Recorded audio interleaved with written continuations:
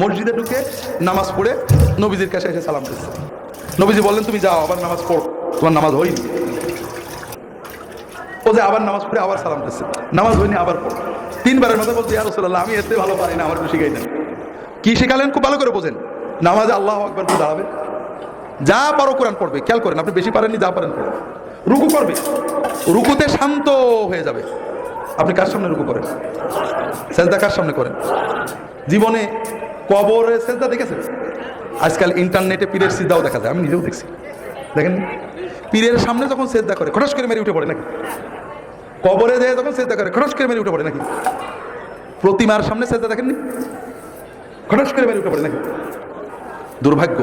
কবর পূজারী কবরে যে ভক্তি দিয়ে সেজদা করে পড়ে থাকে, পীরের পূজারী পীরের সামনে আমি নিজে দেখেছি কি আবেগ দিয়ে মহব্বত দিয়ে সেজদা করে পড়ে থাকে, প্রতিমা পূজারী প্রতিমার সামনে সেজদা দিয়ে পড়ে থাকে, আর আল্লাহর পূজারী আল্লাহর সামনে সেজদা দিতে গেলে কটাস করে মেরে উঠে পড়ে।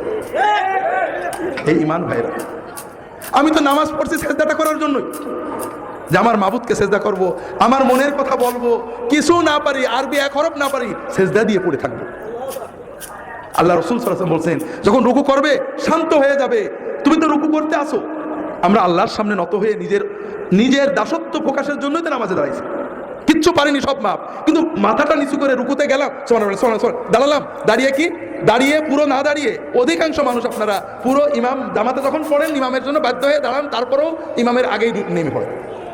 আর যখন একা পড়ে সুন্নত, হাই হাই কি পোড়া কপাল, রুকুতে সামি আল্লাহু লিমান হামিদা কি করে বলে জানি না, এইটুকুটাই সেটা ছিল। সেজদা আল্লাহু আকবার, আল্লাহু আকবার, আল্লাহু আকবার, মানে একেবারে সোজা হয়ে বসে। বিশ্বাস করেন আল্লাহ রাসূল সাল্লাল্লাহু আলাইহি ওয়াসাল্লাম বলেছেন লাউ মাতা হাযা আলা হাযা লামাতা আলা গায়রি মিল্লাতি মুহাম্মাদ সাল্লাল্লাহু আলাইহি ওয়াসাল্লাম। কেউ যদি তার রুকু সেজদা চুরি করে এইভাবে ভাঙড়ি নামাজ পড়ে, মরগ মার্কা নামাজ পড়ে, কটস কটস করা নামাজ পড়ে মরে, ও আমার উম্মত হয়ে মরতে পারবে না। আপনার সব অসুবিধা আছে, কাপড় পাক নেই মাপ, টুপি নেই মাপ, ওযু নেই মাপ, আপনি সেজদায় কেন থাকলেন না? কোন অভিযোগ ছিল আপনার?